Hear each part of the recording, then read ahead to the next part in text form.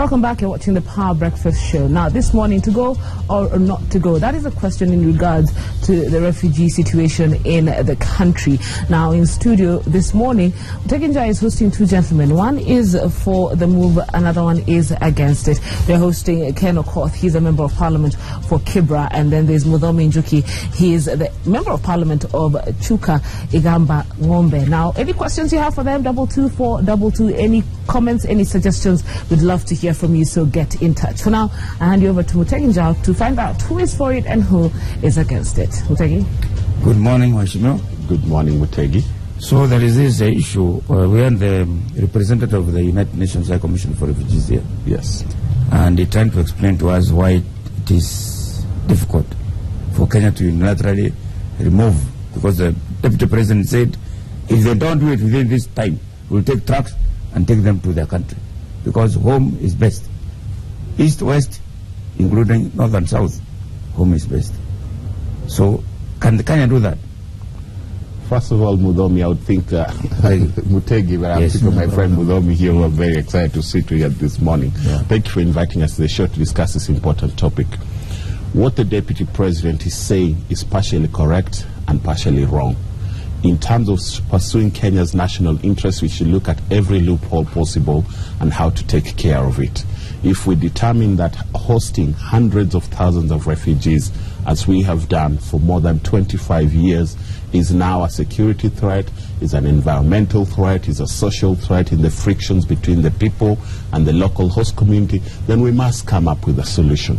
That much I agree with him, and I'm willing to give him a formula to realize that dream of him in ways that are constitutional, legal, moral, humane, and meet our international legal principle. What I disagree with the Vice Deputy President, and must warn him and sort of open up his eyes for, the threat to say you will take innocent refugee women, their starving, malnourished children, put them on trucks and ship them out, brings back immediately the picture of Nazi Germany, people being sent to concentration camps, send them to Somalia where? Against their will, and where they might die and things like that. That in itself would constitute a crime against humanity, because the tripartite agreement, Kenya has an agreement with the UNHCR and the government of Somalia and the government of Kenya to say in the next 3 years we want to close Dadaab and take these people out. This was an agreement signed in November. It has specific measures and steps to be taken in place. So all I'm saying is the threat, especially to say if you don't take them out, the United Nations cannot participate in the forced movement of people who don't want to go back, who don't feel safe to go back. It's a principal event, an international law called refoulement.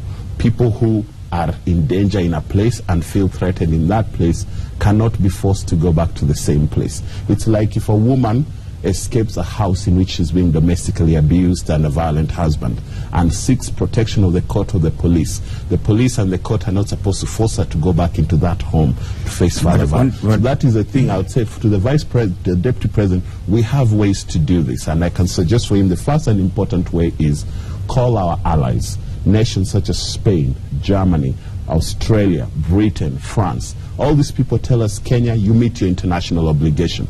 But they have been unfair to us because we've been 25 years, and I understand the frustration of our Deputy President.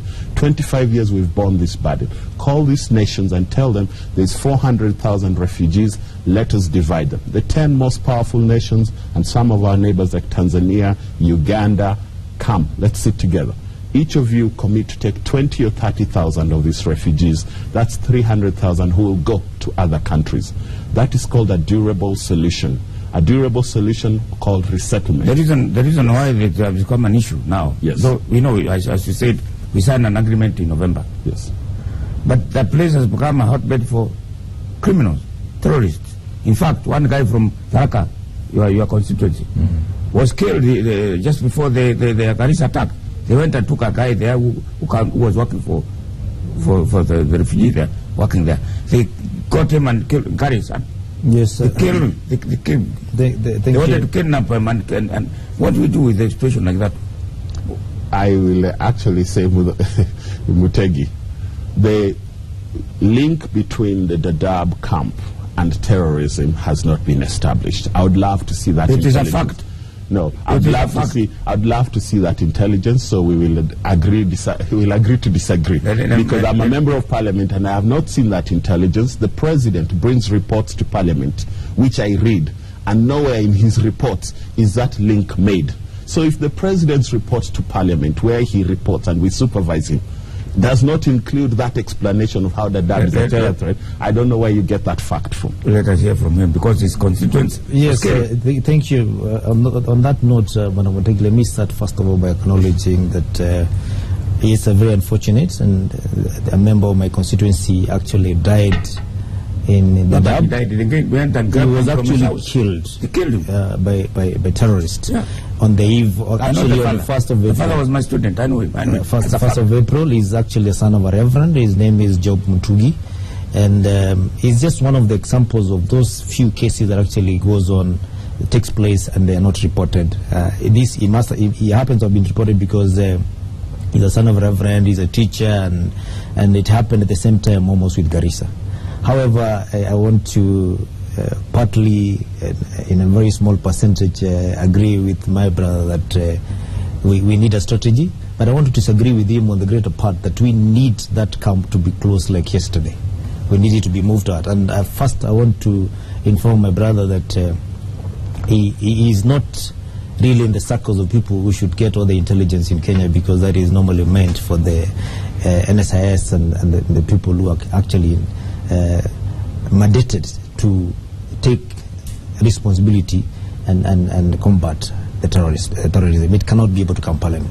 But if you look at why these refugee camps were made out of the 1951 convention, that one actually came about, the refugee thing came about of the Second World War, because the people who actually could not go back to their countries because they were victims of the war. And therefore, the main idea behind refugees is to keep them from the dangers that happens that is in their countries because of instability. And that is why in 1991, when Somalia government there was a dissolution because of the takeover from Siad Barre, a lot of migration took place to Kenya. And that time we didn't have very many of them. It was only about 90,000 of them. And since that time, apart from the birth rate that really may have increased them to about 120, most of the refugees came in around 2001 when there was famine in Somalia. And I want to tell you, in 2011, Somalia was slightly stable. And we must look at the reasons behind their presence in Kenya, because there's a difference between you running away from dangers that is associated with political instability and running away from poverty, hunger, and malnutrition that he's talking about here. We have so many countries that are surrounding us that are even worse off than Somalia in terms of what they can be able to put on the table, like southern Sudan. The refugees are not here. We had a very few of them in Kakuma refugee camp, and they're not here today. And that is what we are saying. The tripartite agreement that has been put in place by the UNHCR and Kenyan government, Somali government, was for voluntary moving back to Somalia without having to forcibly repatriate them. And if you look at the numbers that are there at the moment, he quotes 400, but I want to tell you at the moment there are 500,000 of them, up from 90,000. And 500,000 people in a radius of 50 kilometers square. It puts the Dadaab Refugee camp as the third largest population mass, second to Nairobi and Mombasa. So in terms of, in fact, if cities were actually being named because of population, then we'll be talking about the Dadaab city because of that number. And I want you to imagine, 500,000 people in one place, that is 50 kilometers square. How do you actually even control them? Even when they talk about registration of refugees, what measures do they have in that camp to ensure that all refugees are registered? That is why it is a security threat, because we are not able to control the number. The UNHCR staff, they are not able to actually know everybody who lives in that camp. That is why terrorists find it very easy to move in and out of there. And surprised, my friend is saying that he has not heard about the connection between the camp and the refugees. There are so many cases, terrorism, yes, the terrorism, sorry. There are so many cases that have been reported by the security forces of individuals who actually planned attacks, even Nairobi ones. Bombs were actually initially assembled in the camp and transported to Nairobi. We can blame corruption for our police force because of letting them go through all those barriers. But the initial planning, the implementation, and the actual cartel that actually sponsors these refugees has a very fertile ground in this refugee camp. That is why repatriating them will serve two purposes. One, reduce the numbers and make it possible for us to be able to monitor them, because we're able to know who is who where, and at the same time be able to reduce the crime. And my position is they must move like yesterday. Well, yes, you need to. I will agree with Honorable Mudomi Njuki that we must take care of our national security interest. Honorable Mudomi Njuki has talked about one thing called repatriation, which is a possible durable solution. There are three possible durable solutions when you're dealing with refugees and our international obligations. I must say I'm also very happy that the Deputy President has backtracked on his wild and misguided declarations in public. Yesterday he was the Somali Prime Minister and he was saying something different. So let us just say this. Repatriation of refugees back to their country when the conditions are safe and they feel comfortable to go back there voluntarily is one solution, and it's the ideal solution.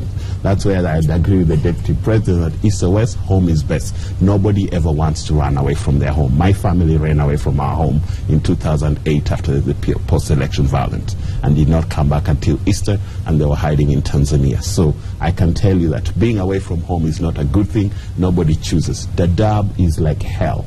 The place is hot. The people live in vichakas with some nylon tents. It is nothing desirable. No Kenyan would choose and say living in Dadaab is a privilege. That place is like hell. It tells you that the other choice of where they could be at is worse. So all I'm saying is this. Honorable Njuki has said that Somalia is safe and these people are only here to look for free food.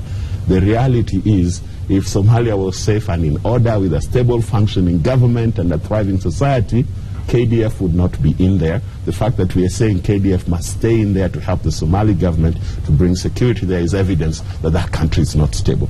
Parts of Somalia are stable, like Puntland, Somaliland. Can we negotiate with the ruling authorities in those places to take and help us? You know, we don't have to beat our chest the whole time. I'm actually giving him suggestions on what their vision and how it can be realized quickly. I'm saying we're here in Nairobi. The ambassador for Sweden, the United Kingdom, the United States, Obama is coming here. Sit with the American ambassador and ask him, there is 100,000 refugees here, can you take 50,000 of them?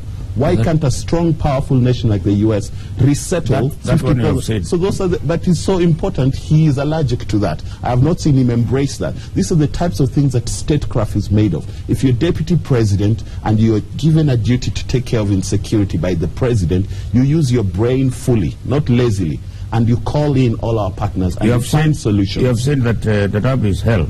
It is hell. I have been there because I have been there, and this gentleman has not been there, and I would love him to go and visit because he's talking about things he doesn't know. Now, when the United Nations High Commission for Refugees representative was there, yes, he admitted there are certain Kenyans who have registered there as refugees. Now, very good.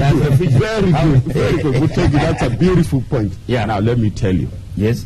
This notion and romantic idea that refugees are living in houses like apartments in Kileleshwa, well taken care of by the international community, does not exist. Those people are not allowed to even build a mud wall house. They are only allowed to build temporary shelters, tents. I met refugees from Burundi. Not all the refugees who are there are from Somalia. We've got refugees from Burundi, Eritrea, Ethiopia, Southern Sudan, Congo, also there, about 10% of the population. These people live in plastic housing. This plastic housing in the... No, let me tell you, because you've not been there. And I'm also talking to Kenyans who've not been there. Allow me to tell the story.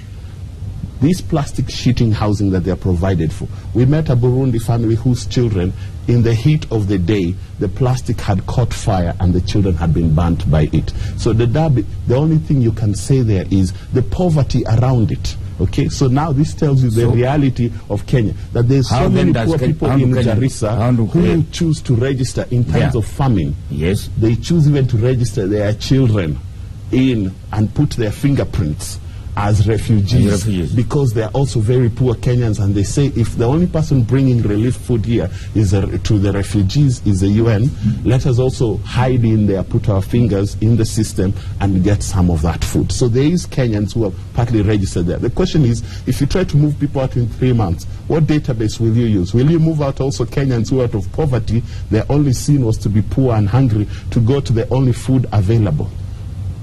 Okay, allow me to actually inform my brother that in the Maslow's hierarchy of needs, food comes before shelter.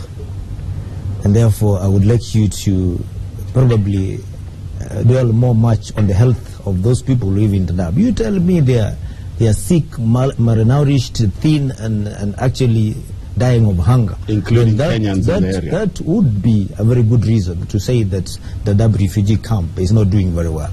Because the idea was not to make them build skyscrapers there. It was give them shelter to be able to have a decent life. When they move out, they don't have to move out to the house. And I want to tell you actually, some of those people who live in the refugee camp live better than Kibera people. By all means, by all standards. Because they have something to put on the table that is free. And you should look at some of those houses that are there. They get supplies from Isili. Some of them, they even have tents that have got a sitting room, a bedroom, and looking nice, you know, and living very well. And that is the reason why they don't want to move. When the tripartite agreement was made, how many have moved out? Because they're not willing to go. And the reason they are giving is because here in Kenya we're getting good education. Yes, it's a good thing. And here in Kenya we're getting food. But we need someone to tell them that we are not saying this refugee camp to be disbanded and then those people go and look for places to settle down in Somalia. We are simply asking the UNHCR, the UN, to actually take this camp, because it's really not expensive to establish. We can even, I'm sure the government of Kenya will be more than willing to even chip in to help establish another camp in Somalia. Because while in Somalia, the proposal is not that they are going home. They are going home to another place. It's to another place in Somalia. So that when you build a wall, as we are doing at the moment, which I know you are very much opposed to, and having propaganda of the wall being an ancient idea, not knowing that actually it has been the trend since that 2011 attack, then we will be able to control who comes into Kenya and who actually gets out. And that way we are going to be able to cater for the poorest. But at the moment, as long as there's a refugee camp there, and we are not able to control it, and some of them find their way to Isili, some of them find their way to Nairobi, because there is really not any strict control over their movement and their existence. And that is why we had suggested in the security bill that was almost shot down, that we should reduce the number of refugees to 150,000, partly by management, so that way we negotiate with that line that is drawn, because you don't negotiate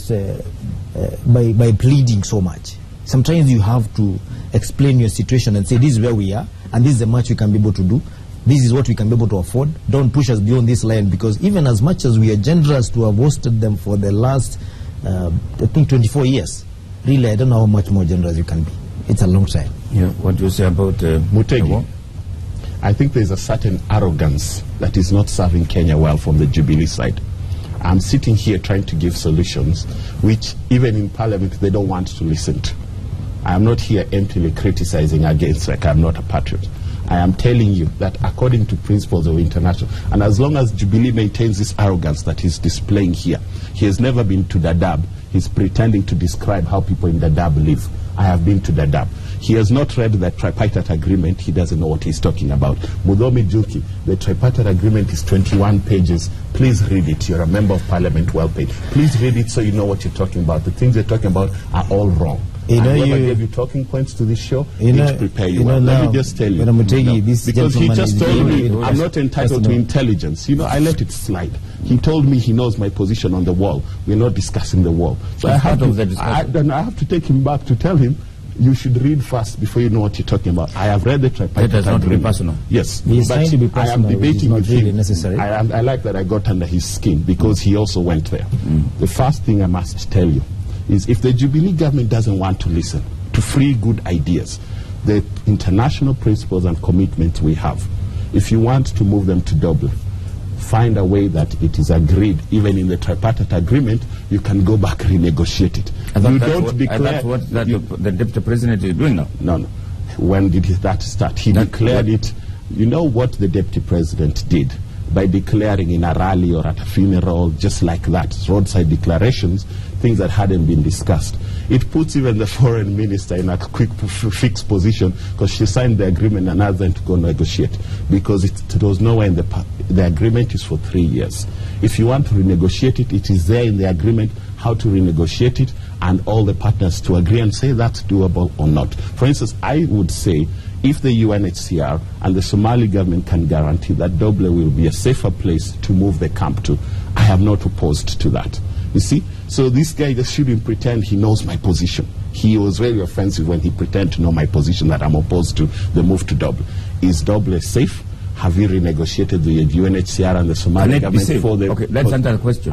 Can Dublin be safe? I think there are actually sections of Somalia that are safe. If you look at the current tripartite agreement, what it says is 2 corridors and places have already been identified within Somalia for voluntary repatriation, and more than 6,000 people have gone since November when it was signed. This is government data from Ambassador Mohammed.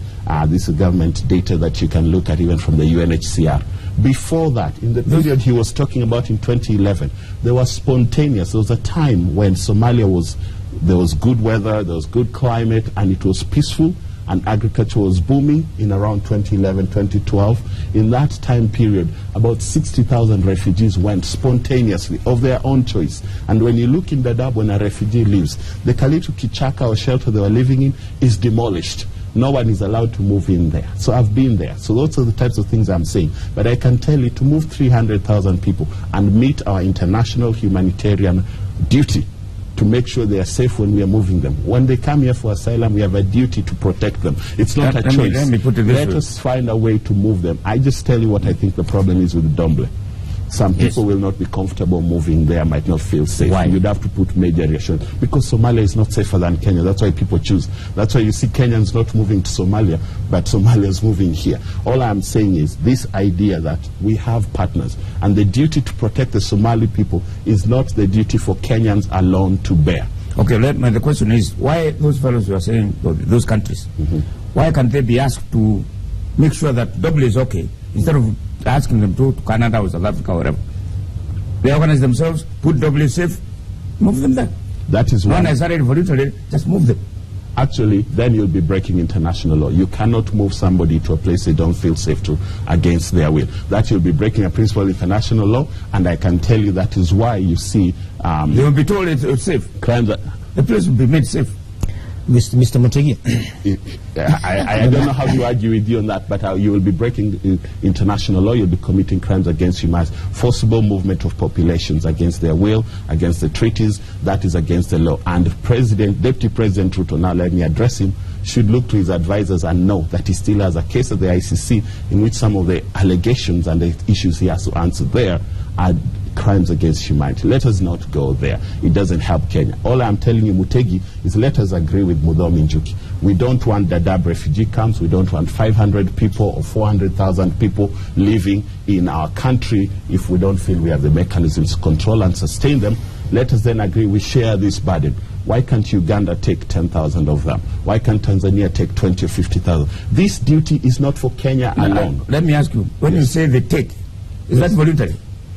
Actually, you would ask the refugees which ones are willing to move to those countries. But I can tell you, if you ask a refugee, are you willing to move to Tanzania or to Doble, but you cannot stay to Kenya because we are going to reduce our numbers and it is too much of a burden to us. We say Kenya's ceiling for Somali refugees is 50,000. We can set that in some way. We can set that in our interest. Even the United States and Britain set quotas for how many asylum seekers they take in. It's not new. But all we would be saying is, as you get rid of these people, remember someday we could be in trouble and seek international protection too. And that's, so I'm saying, if you ask a refugee, you either have to go to Ndomble, give them that position, create a camp in Ndomble which they can go to, but we are closing Dadaab, or you go to Uganda, or you go to the United States, or you go to Britain, they make the choice and we move them. But But everybody has to do this. I think, and I agree with him, it is not fair for only Kenya to bear this burden. That I agree, but whatever we do must be within the principles of international law, human rights, and our international obligation, and we should not commit new crimes. You know what I want to tell you, Mutegi? If you look at South Africa today, black South Africans who are poor feel it is okay to find black African migrants from other places who are maybe doing like a small kiosk. They are selling matchboxes, they're selling eggs, they're selling maybe panga soap on the corner there. Black South Africans feel it is okay to go and murder that person in cold blood just because they are a foreigner. That type of xenophobia. Let us not allow leaders in Kenya to create a situation where, because we have been attacked, we have been hurt numerous times by terrorists. In Westgate, we were attacked by terrorists. It was not proven they were refugees. At Garissa University, we were attacked by terrorists. It was not shown they were refugees. Let us not, because we are hurting, go and hurt somebody else who's not the right target. Let us fight terrorists, not refugees. Mbwana Mutegi, first allow me to ask my friend to relax. I think he got a bit worked up when I talked about the wall. Maybe you should state your position on the wall. I'm relaxed. You're my friend, and therefore there is nothing personal here about. I didn't bring in parties. I hope I didn't say anything personal. Yes, continue. The priority is here, Mbwana Mutegi, and we have to separate them totally. Let us not mistake Kenyan government to be one that does not cooperate for convention. It actually is a part of the treaty, because for the 24 years we have been part of that treaty. Now there's a situation here. Things have changed. We have a situation at hand here, which is the insecurity of Kenya, which is actually a priority at the moment. And therefore, as a part of this solution to the problem, we have seen the refugee camp as being a problem. And it depends on whether the international community really wants to have stability in Kenya, whether they want to listen to us. Because the threat to terrorism is not only to Kenyans, even to the outside world who come here, who trade with us and all that. So if we really put our priority right, if by moving the refugee camp we are going to have reduced cases of terrorism by making sure that we curb the possibility of trainings in those camps, then I don't see why we should actually debate so much about the human rights of those refugees in this particular case. Because we are not saying we are going to be put in a lorry and thrown away. We are saying we are negotiating for the same refugee camp to be put somewhere else, and very, very safely in this particular case, so that we don't mistake the issues of thinking that now it's an excuse to move them out. What my brother is talking about, he's talking about asking refugees whether they can actually agree to go to Uganda. As Uganda agreed in the first place to host them, as Tanzania agreed to host them, as Ethiopia agreed to host them. In that is the job of the deputy president. And let us not be very theoretical, because we have to think of what we have in our control, not what in the hands of other people. Because we are saying, as a government, if I have to echo the words of the deputy president, is that we are hard pressed. This is one of the problems. Then we need to actually remove them first. Then after that, we can actually be able to see the next move to actually be able to take. And that is what we should actually be able to accept. Because it's not about their rights vis-a-vis the security of the Kenyan people. There are no two ways about it. And I hope that we can stop critiquing without giving very, very practical solutions to the problem, because that's what we need, not theoretical solutions, that we can actually ask the UN to share them out and all that. It is not possible, because in the first place, they are not willing to move. And the reason why they're not willing to move is because if you look at their relationship with their fellow Somalimen in Somalia, and if you look at their relationship with the northeastern frontier, actually they may not even be willing. If you are to take that camp to maybe Turkana, they may not even be willing, because they want to stay around northeastern, where they have very close proximity to Somalia, where they can go in and out because of their trade, and also be able to access Isili and these other places very easily, so that they can continue having that life that is more or less like their country. That is the idea. And if you are waiting for refugees to tell you, yes, please move us tomorrow, it will not happen. You have to take the responsibility of moving them out. There is a news story I read the other day that if you abolish or if you remove those people, some aspects of our economy will be hurt. A lot of money from outside is coming to that camp. Jobs will be lost. You said you have been there. what is the economic impact of moving that camp from there? We know whatever way, whether forcefully or freely. That's very interesting. Let me just step back and reiterate a point here that Honorable Mudomi and I are seeing a little bit different, but it's supposed to help with the same thing. His main goal is this camp should not be in Kenya. Refugees of high concentration should not be living in one place. They should be in another country and move on. All I am telling him is the duty to protect refugees is not just Kenya's duties. Uganda and Tanzania are signatories to those things. Those countries already host some refugees from other countries and other conflicts. All we are telling them is take your share. The United States is a member of that same treaty that gives us this obligation. So we're not holding Kenya to a different time. We're saying let us burden share. If Obama is coming here in July, let him come here with something we've already negotiated. All I'm saying is I want the Deputy President to just apply himself a little bit more and his team to apply themselves a little bit more to durable solutions that are actually solving the problem. 400,000 people, if we started sharing them, I'm pretty sure there is a lot of refugees, including some Kenyans who have signed in there for food, who will say, keep my fingerprints there so you can move me to Canada. If Canada says they'll take 20 or 30,000. I'm pretty sure there are some people even from some constituencies like Gambangombe that might run there and say, can you resettle me in the UK if 50,000 are being resettled there? There's a possibility. So Kenyans are crafty like that. All I'm saying is this is not theory. And this is a law that exists. It's a duty for everybody. Maybe some from Kibera also. Actually, I think there's some from Kibera who might say if people are being resettled in the UK and to start a new life in another country with more opportunity and security, they might want to say, yeah, please consider me. That's important. So let us see. Nairobi, we have the privilege of being the capital for diplomacy and international relations in this region. Let us bring in the U.S. ambassador, the UNHCR commissioner, who I saw you spoke out here too, bring in the British ambassador. Let us sit with them and ask them, this is too much. If you do not help us, our last choice is we have no choice but to move them to Doble because it is too much for us. I can agree with that. But in the process of, would you rather have a small camp in Doble or a big camp? Have a small camp in Doble. So it's a bit smaller problem for the Somalis to manage even with our support and have many of these refugees resettled. There's so many Somali refugees in places like Australia. If you saw the list of companies that were closed and where they were doing the money transfers from, they're doing money transfers from Norway, Finland, Sweden, all over the place. So the number of refugees that have been settled is there already. We just need to move some more because Kenya has been sharing unfairly that burden. Now on the economic side, when I went to Dadaab, I was very privileged, and I have to thank the Human Rights Caucus in Parliament for organizing with other organizations like Refugee Consortium of Kenya, for us to go on a learning tour and a fact-finding tour to see what is it there.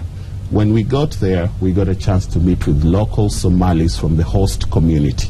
And they told us some of their problem, which in the new refugee bill I'm going to propose must be addressed. They told us, for instance, for 25 years, these people have been here. Their population fluctuates and has been increasing.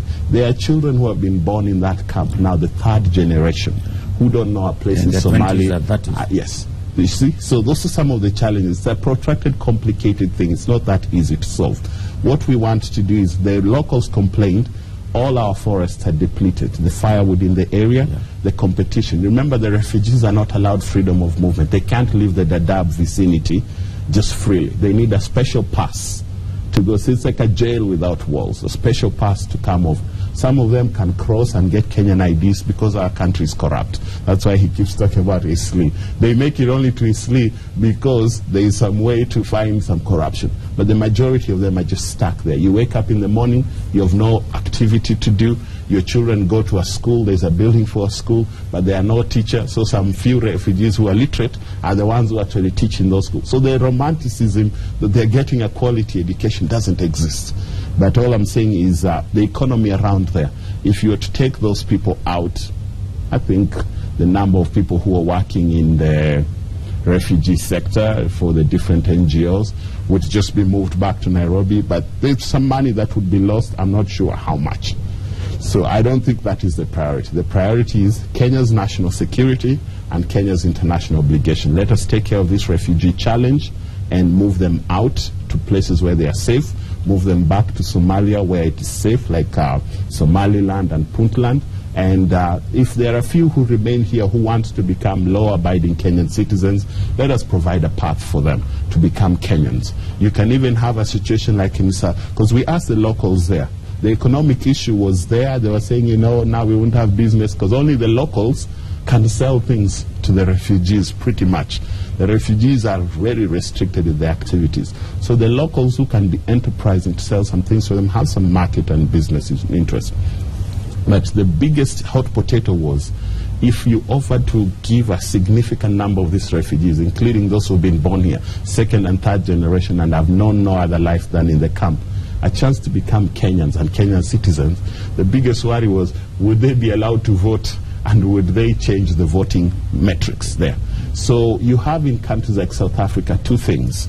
I'll give you an example. One good example from South Africa, now that we've been hearing so many sad things from South Africa, is people who come to South Africa eventually who can gain something known as permanent residence that's not citizen.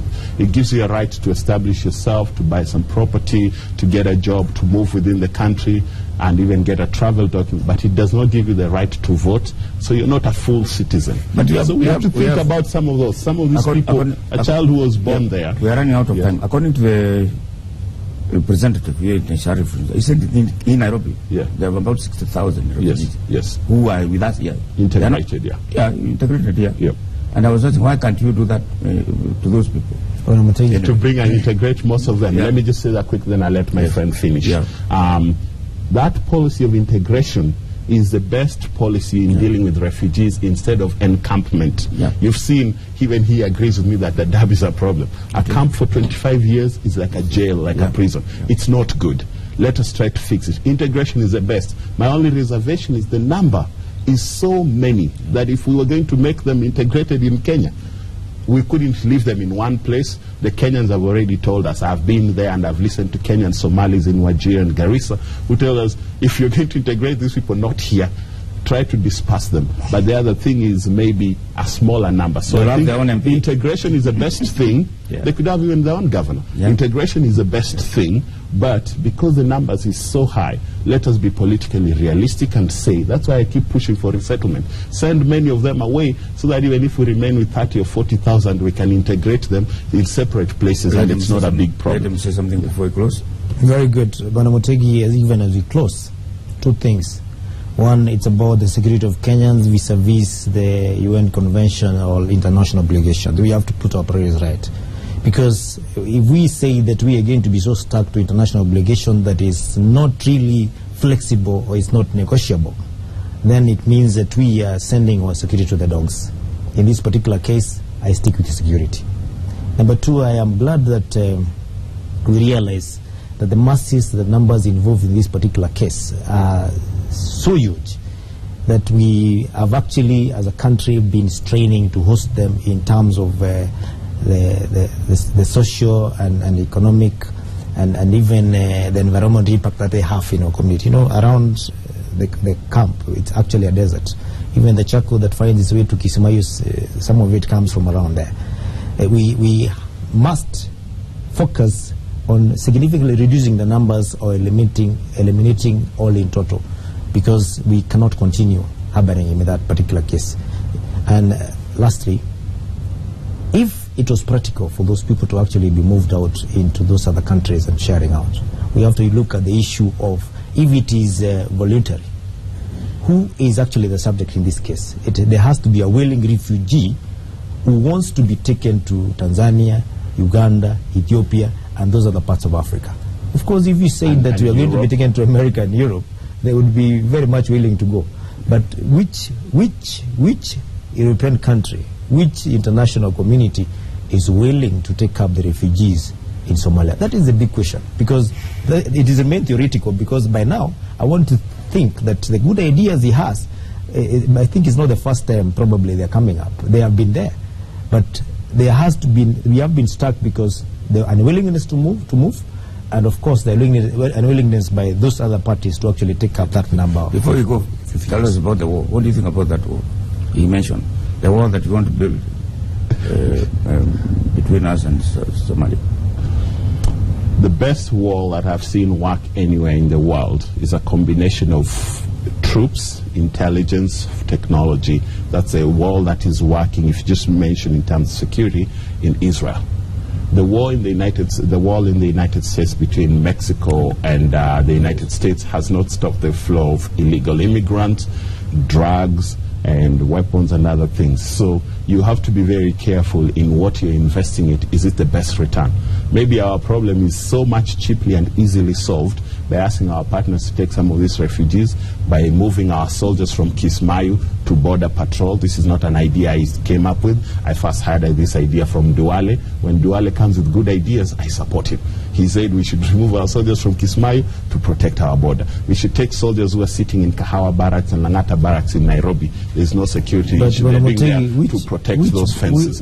So all I'm saying is the cost of the wall, we must ask ourselves, is it justified? Where in the budget is? Just by principle, let us do things properly and follow the institutions. If we're persuaded it is a wall that must be done, it would have to be a very high-tech wall that has a proper support of human beings too. If you just build a dam wall, look at Nairobi, how many people climb over walls to steal, even in Runda and wherever, Lavington and Karen. So let us have a wall that is supported by proper border patrol. And most importantly about the refugee, let me say something, because I was in Dadaab.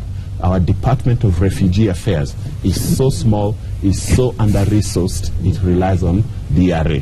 The UNHCR. Let us make sure that our government is in charge of refugees fully. Even when we move them, even as we're still taking care of them, we must put a bigger budget for the Department of Refugee Affairs to be able to know every refugee who is there. If we can register children, if we can vaccinate children in this country, we can, register voters, we can do so many complicated things. There should be no excuse why we can't manage a camp of 500,000. The wall, yes. The wall. Mutegi, when my friend talks about the border, actually, what border really are we talking about? What features are there? Is it a beacon? Is it a fence? Is it a line of poles? What is it? Because when you say our forces should come actually and man the border, it's a porous border. There's nothing there. And we are talking about people who move in masses. Therefore, the wall is actually not supposed to be a complete solution or deterrent. It is supposed to actually assist in controlling, in reducing incidences. And in this particular case, when people hear about the wall, what comes to their mind is a concrete wall that is built with stone. That's not really the issue. A wall can take very many forms, including chain link and combination of all the razor wires that can actually be able to deter people from moving. And then when we have that wall now, be a ditch. Yes, when we have that wall, it is possible now for our forces, both in and out of Kenya, to be able to man the wall and be able to control the movement. Otherwise, with nothing, it is not possible to actually be able to man that. Thank you very much, gentlemen. I'm told we have run out of time, and with those few comments from these two gentlemen, let's go to the band and listen to that good music.